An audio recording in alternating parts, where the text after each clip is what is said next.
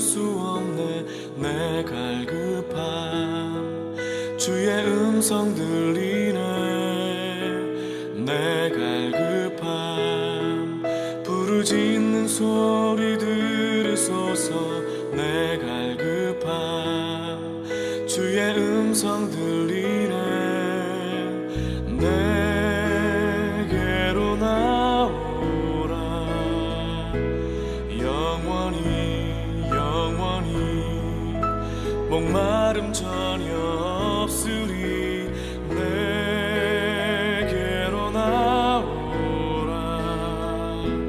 가까이 가까이 생수의 근원 되신 주께 내게로 나오라. 영원히 영원히 목마름 전혀 없으리.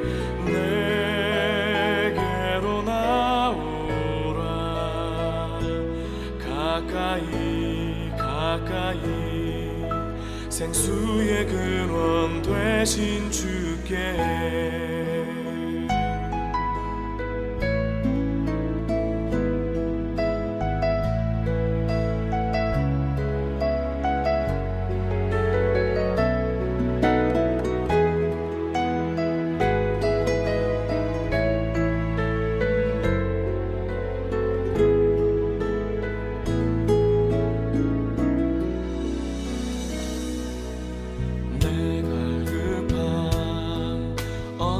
곳으로 채울 수 없네. 내 갈급함 주의 음성 들리네.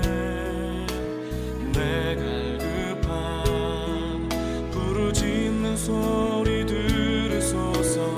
내 갈급함 주의 음성 들리네. 내게로 나오라.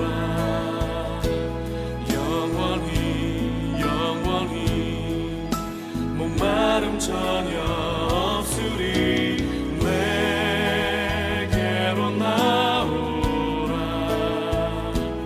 가까이 가까이 생수의 근원 되신 주께 내게로 나오라.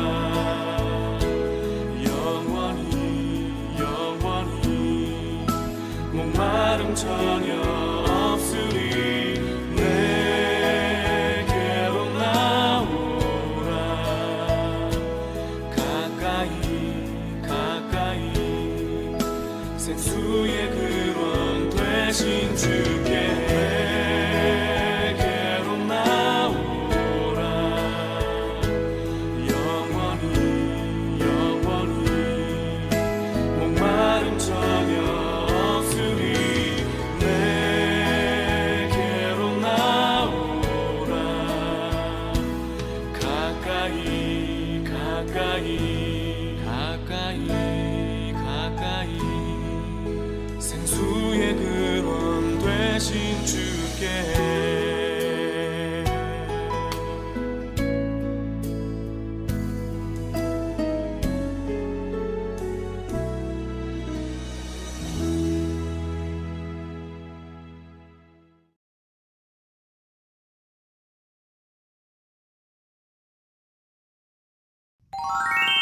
반갑습니다. 한 주 잘 보내셨습니까?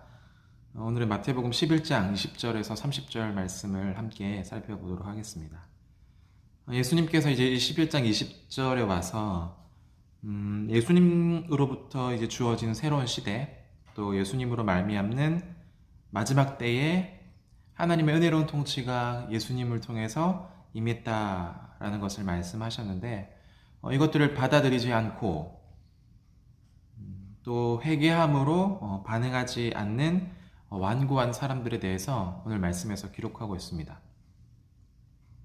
그러니까 이들은 새 옷을 입을 수 없는 헌옷 입은 사람들이고 새 포도주를 담을 수 없는 헌 부대라고 비유하면서 말합니다. 예수님께서 이들에게 심판날에 주어질 화를 선고하고 있습니다. 마태복음 11장 21절에서 화 있을진저 고라시나 화이스젠적 베세다야 너희에게 행한 모든 권능을 두로와 시돈에서 행하였더라면 그들이 벌써 베옷을 입고 제에 앉아 회개하였으리라 라고 말씀하고 있고 23절과 24절에는 가버나움아 내가 하늘에서까지 높아지겠느냐 음부에까지 낮아지리라 내가 행한 모든 권능을 소돔에서 행하였더라면 그 성이 오늘까지 있었으리라 내가 너에게 이르노니 심판날에 소돔 땅이 너보다 견디기 쉬우리라 라고 말씀합니다. 예수님을 통해 임하게 될 천국 복음을 듣고 또 그 권능을 목격하고도 회개치 않는 것, 우리가 이런 생각을 좀 해볼 수 있을 것 같아요. 그것이 그렇게 큰 죄인가? 이 가버나움이 소돔과 고모라보다 더 부패했는가? 라고 생각할 수 있을 것 같아요. 그런데 그렇지는 않은 것 같고요. 소돔은 음란함과 거짓된 삶으로 또 그런 부유함에도 불구하고 궁핍한 자들을 버려두었기 때문에 정죄받았었습니다. 그런데 이 가버나움을 향해서는요, 그러한 죄에 대한 지적이 따로 있지는 않아요. 다만 예수님께서 전한 천국과 또 복음과 그 권능에 대해서 반응하지 않았기 때문에 문제가 생겼던 겁니다. 그런데 그들이 받을 형벌은요, 소돔과 고모라보다 훨씬 더 크다라고 지금 말씀하고 있는 겁니다. 문제는 지금 예수님을 통해서 임하게 된 이 천국 복음의 중요성 때문에 이 일이 생긴 것이기 때문입니다. 그래서 이 11장은 전체적으로요, 예수님을 통해지는 이 천국 복음, 또 죄의 삶과 치유와 긍휼의 복음, 더 나아가서 이 의의 복음에 합당하게 반응하지 않는 것이 얼마나 큰 불행이고 이 큰 하나님의 행동에 얼마나 부적절한 반응인지, 그러니까 반응하지 않는 게 얼마나 부적절한 반응인지에 대해서 강조하면서 말씀합니다. 교만과 이 완악함은요, 그것으로 무장한 사람을 천국에서 제외시키는 것을 말씀합니다. 그러한 그 사람의 교만과 완악함이 그로 인해서 다른 선택지를 남기지 않는다라는 말입니다. 하나님의 전적인 은혜와 권능에도 응답하지 않는 완악함에 대한 의문은요, 결국 하나님의 뜻과 지혜에서 그 해답을 찾을 수가 있습니다. 지혜는 그 행한 일로 옳다함을 얻는다라고 11장 9절에서 말씀하였습니다. 예수님의 복음에 응답하거나 도리어 완악해지거나 하는 반응 자체가 그 사람이 가지고 있는 지혜가 정말 참된 지혜인지 또는 어리석음인지를 드러낸다라는 것이죠. 복음은 사람 속에 있는 것을 드러내어서 그가 지혜 있는 자인지 또 어리석은 자인지 알게 합니다. 복음 앞에서 이렇게 사람이 나뉘어지게 되는 거죠. 그래서 우리는 다시 우리가 지난주에 나눴던 말씀 마태복음 11장 6절을 생각할 수 있는 것 같아요. 누구든지 나로 인하여 실족하지 아니하는 자는 복이 있도다. 그래서 다시 본문으로 돌아와서 예수님께서 전한 이 천국의 복음은 그 복음을 듣고 회개하고 믿는 자와 또 그렇게 하지 않는 자가 나뉜다라고 말씀을 드렸습니다. 그렇다면 어떻게 이러한 차이가 나게 되는 것일까? 예수님께서 많은 기적을 베푸셨고 또 많은 권능을 행하셨지만 그 기적 자체가요, 어떤 회개함과 천국 복음을 받아들이는 믿음을 주는 것은 아니었습니다. 왜냐하면 예수님께서 권능을 많이 행하던 고을들이 회개하지 않았기 때문입니다. 그렇다면 구원받는 믿음은 어떻게 주어지는 것일까? 예수님께 이러한 신비한 현상들에 대해서 이렇게 말씀하십니다. 마태복음 11장 25절 말씀인데요. 그때 예수께서 대답하여 이르시되 천지의 주제이신 아버지여 이것을 지혜롭고 슬기 있는 자들에게는 숨기시고 어린아이들에게는 나타내심을 감사합니다 라고 말합니다. 복음은 스스로 지혜롭다고 여기는 자들의 지혜롭지 못함을 노출시키고 스스로 지혜 있다 생각하는 사람들에게는 이 복음을 감추인다라고 말해요. 숨긴다라고 말합니다. 왜 그럴까요? 그들은 예수님이 전한 천국의 복음을 거절했기 때문입니다. 적극적으로 의지적으로 거부하고 반대했기 때문입니다. 그것은요, 소돔과 고모라의 부패한 죄악보다 더 큰 심판을 불러오는 완악한 심령이다라고 말하고 있습니다. 부패하고 죄악된 사실보다요, 그 죄악들로부터 돌이키지 않는 것, 그러니까 우리도 마찬가지인데 우리도 죄가 있을 수 있죠. 그런데 중요한 것은 그 죄를 돌이키려고 하지 않는 것이 큰 심판으로 다가온다는 거예요. 그 죄악들에 대한 하나님의 죄사함, 또 긍휼함의 초청으로 반응하지 않는 것, 그 초청을 거부하는 것, 죄사함의 초청에 회개함으로 응답하지 않는 것, 그것 때문에 망합니다. 우리도 죄를 지을 수 있죠. 그런데 회개의 자리로 나아가지 않는 것. 우리도 누군가를 미워할 수 있죠. 그런데 미움을 하나님 앞에 회개하고 용서함으로 나아가지 않는 것, 그 마음 때문에 망한다라고 오늘 말하고 있습니다. 그러니까 회개하지 않는 것과 믿지 않는 것이 더 악한 것이다 라고 오늘 본문이 말하고 있습니다. 이것은 더 큰 심판을 불러오고 죄를 지은 허물보다 그 죄를 사하시는 하나님의 긍휼 앞에 어쩌면은 신중하지 않게 반응하는, 가볍게 응답하는 그 완악함은요, 곧 그 자신의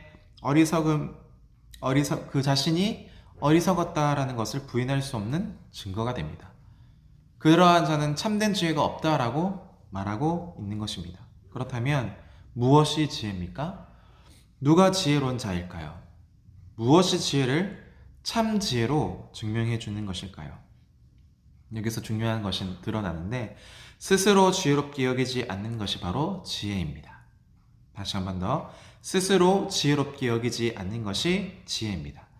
예수님께서 지금 이 지혜로 묘사하는 이 참된 지혜에 관해서 자기 자신에게 묶여있는 자, 그런 자가 지혜로운 자가 아니라 하나님의 부르심과 그 초청에 열려있는 자가 갖게 되는 것이 바로 지혜이다 라고 말씀하고 있습니다.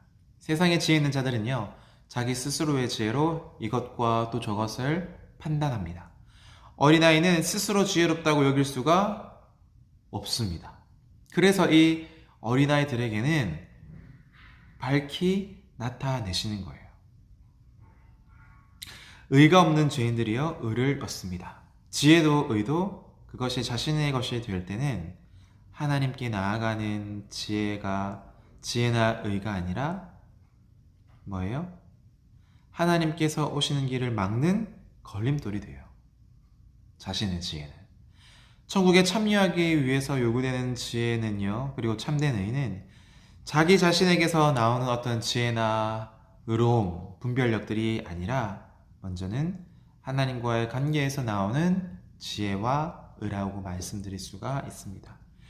그러면 누가 이 예수님을 알게 되는 걸까요? 누가 이 예수님을 아는 지식에 이를 수 있을까? 천지의 주제이신 아버지 하나님께서 이것을 오늘 마태복음 11장 25절에 보니까 어린아이들에게 나타나셨다라고 말씀합니다.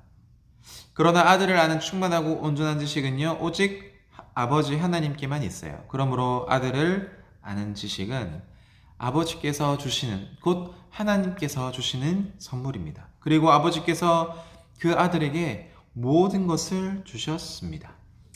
마태복음 11장 27절 말씀을 우리 한번 볼까요? 내 아버지께서 모든 것을 내게 주셨으니 아버지 외에는 아들을 아는 자가 없고 아들과 또 아들의 소원대로 계시를 받는 자 외에는 아버지를 아는 자가 없다라고 말씀하고 있습니다. 그리고 아버지께서 그 아들에게 모든 것을 주셨고 마태복음에서 나오는 이 예수님의 모습은 아주 높은 봉우리로 이 예수님을 이해하는 자리로 우리를 이끌어주고 있습니다.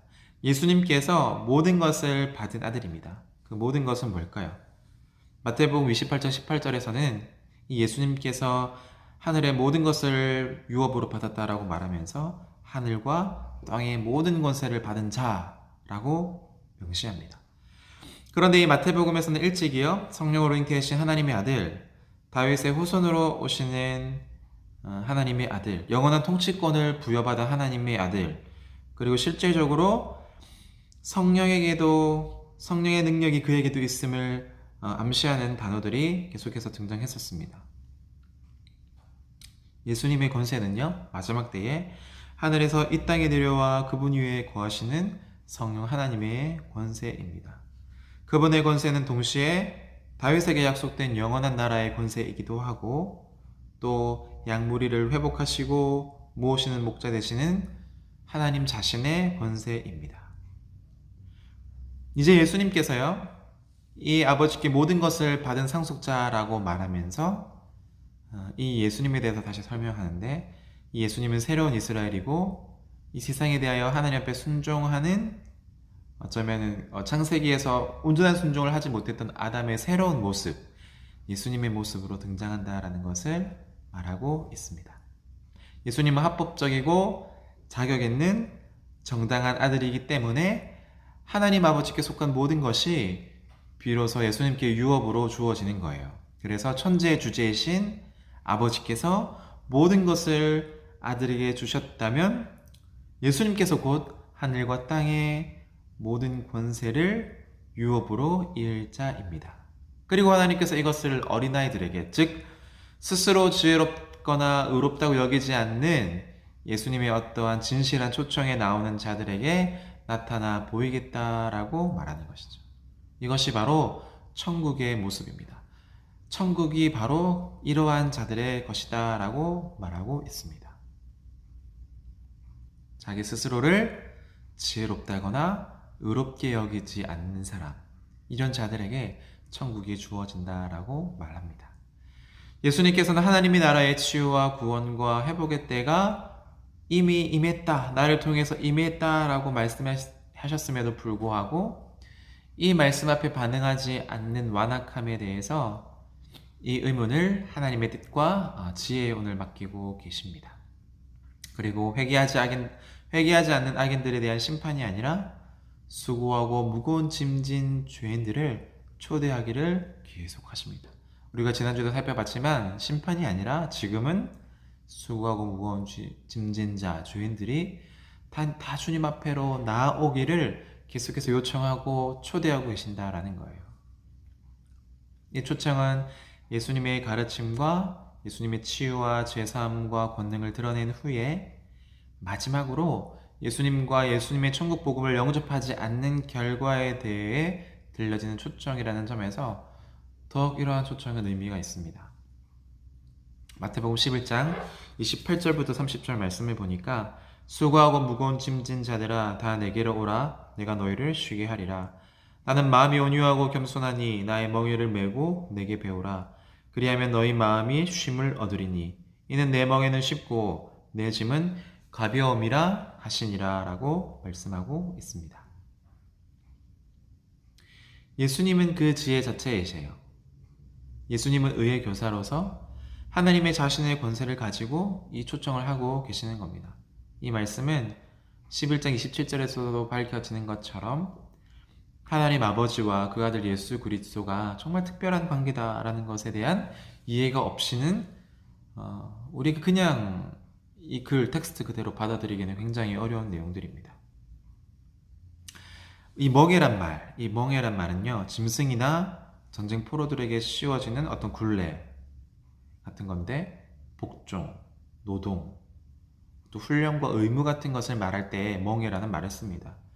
구약에서는요, 하나님을 섬기는 멍에와 결박, 지혜의 멍에, 율법의 멍에, 계명들의 멍에, 이런 표현들이 있습니다. 그런데 그 어느 곳에서도요, 가르치는 사람 자신이 내 멍에를 메고 나에게 배우라 라는 말이 등장하지를 않습니다. 그러니까 오늘 이 말씀은 굉장히 좀 특별한 말씀이죠. 내 멍에를 메고 내게 배우라. 29절 말씀인데, 구약에서요, 안식을 주는 분은 오직 하나님이셨어요. 하지만 예수님께서 이제 자신을 통해서, 즉 예수님 자신을 통해서 안식을 얻을 수 있다라고 말합니다. 이 율법의 무거운 짐을 진 자들에 대한 초청이죠. 내 멍에를 지고 나에게 배우고 그렇게 되면 너의 마음이 쉼을 얻게 된다, 안식을 얻게 된다라고 말합니다. 그러니까 예수님의 이 말씀은 곧 예수님이 율법의 성취자이시다, 율법을 완전히 이루시는 분이시다라는 것을 말하고 있고, 친히 우리에게 새 계명을 주시고, 그리고 예수님은 이 안식일, 그러니까 그 안식 자체라고 말씀하시고, 예수님 안에 있는 자들은 이제 쉬게 되어지고 율법의 짐에서 쉬고 죄책과 죄의 통치에서 벗어나 쉬며 하나님의 은혜와 생명의 통치가 그 안에 살아 역사한다라고 말합니다. 그러므로 예수님 자신이 이 안식일에 성취가 되시는 거죠. 율법을 성취하신 것처럼. 예수님께서 말씀하신 이 나의 멍에는 아마도요, 예수님을 시인하고 또 그분의 예수님의 성취한 긍휼을 따라 사는 삶을 말하는 것으로 생각되어집니다. 그렇게 예수님을 따르는 삶은 항상 쉼이 약속되어져 있습니다. 그러나 실상 더 짊어지긴 쉬운 짐이죠. 원한으로 가득 찬 마음보다 용서하는 마음을 갖는 것이 사실은 더 쉬운 멍에라고 할 수 있습니다. 생각해 봅시다. 원한, 미움, 상처, 이런 것들을 가지고 있을 때 무게가 어떻습니까? 그런데 용서할 때, 사랑할 때, 섬기고 베풀 때 우리의 마음이 어떻습니까? 아마 그 멍에의 무게를 생각하면 훨씬 더 그것이 쉬운 멍에임을, 용서하는 것이 바로 더 쉬운 멍에임을 우리가 알게 됩니다. 미워하는 것보다 사랑하는 멍에가 실상은 더 가볍다라는 말입니다. 예수님께서 주시는 죄 사함을 받을 때 우리에게 요구되는 겸손의 멍에, 하나님 아버지 온전함을 따라 살도록 가르친 그분의 가르침을 따라 살 때 짊어지는 우리의 멍에들, 그것이 하나님으로부터 분리된 삶의 고단함에서 벗어나게 해준다라는 말입니다. 우리 사랑하는 청년들은 어떤 멍에를 안고 계십니까? 예수님과 함께 멍에를 질 때 세상에서 우리가 메고 있는 이 짐들이 가벼워지리라 생각되어집니다. 이런 삶이 자신의 근거와 목적과 방식이 되는 피곤한 삶에서 우리를 벗어나게 만들어준다는 말입니다. 그래서 그런 삶은 모든 죄책과 죄가에서 벗어나서 의와 생명과 관계 안에서 참된 평안을 누리는 삶입니다. 그런 삶은 율법이 요구하는 바를 예수 안에서 성령의 능력을 따라 행하고 성취함으로써 사랑의 삶을 살게 됩니다. 그것은요, 죄된 삶에서의 어떤 실제적인 해방, 자유로움, 평화를 말하기도 합니다. 멍에를 매지 않을 수는 없어요. 사람은 어떤 멍에이든지 반드시 매고 가게 되어 있습니다. 물고기가 물에서 살아야 하는 것처럼 사람도 그런 멍의 조건들을 피할 수가 없습니다. 죄의 멍에든지 예수님의 멍에든지 우리는 둘 중 하나를 메고 가는 자들입니다. 스스로를 지혜롭고 의롭게 여기는, 그래서 스스로의 삶과 죽음의 멍에를 메고 가든지 아니면 예수님의 멍에를 매든지 둘 중 하나를 우리는 선택해야 한다는 것입니다. 예수님의 멍에를 맬 때, 예수님과 함께 그 멍에를 맬 때, 예수님의 멍에를 맬 때 비로소 우리는 쉬게 됩니다.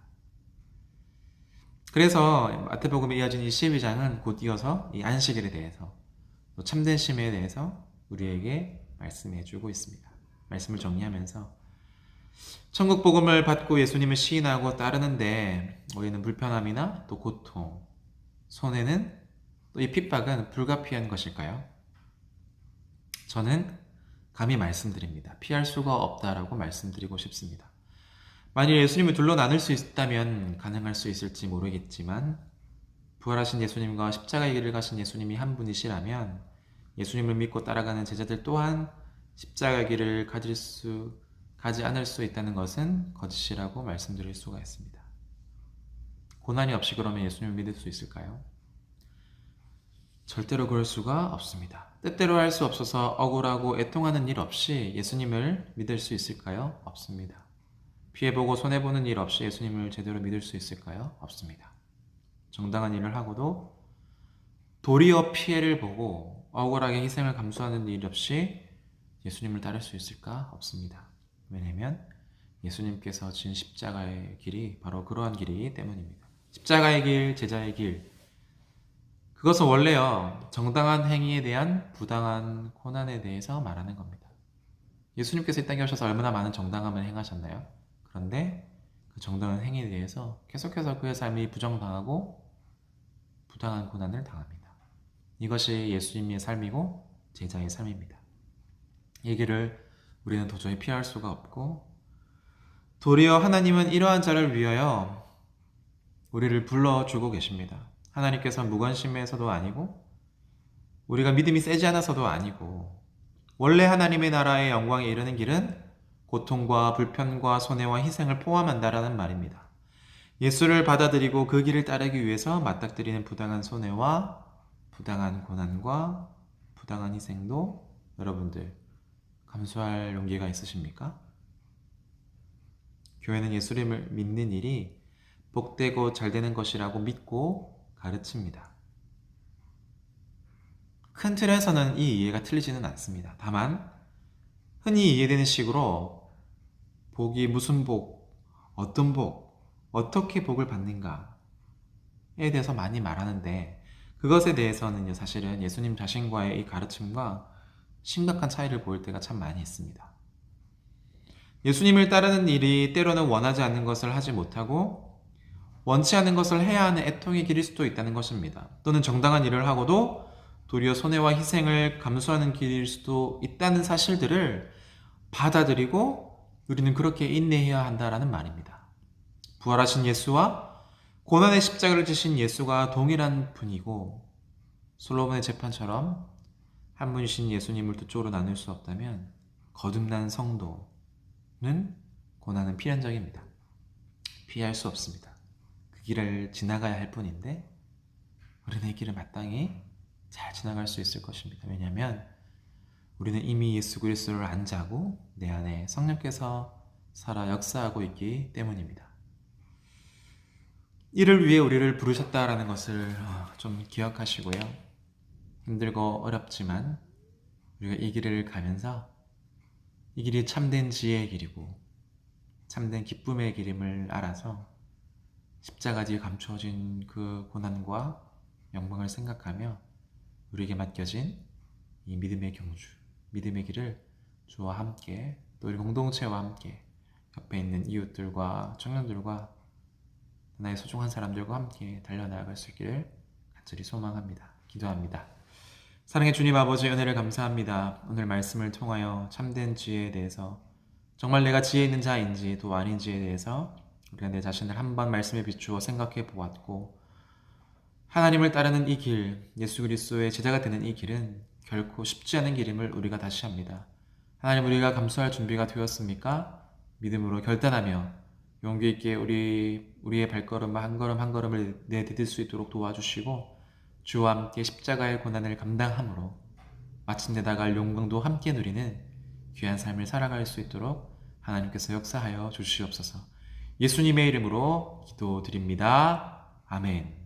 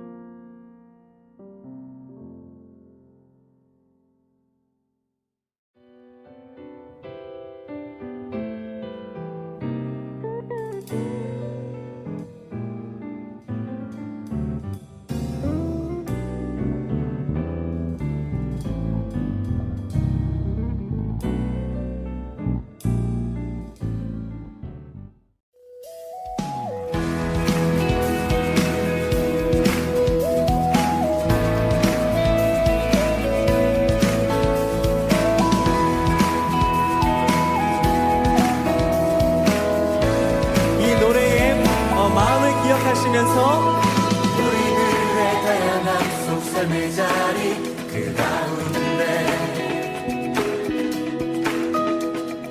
모두에게 친구 되신 주를 찬양합니다. 다른 모습 다른 방법으로 살아가지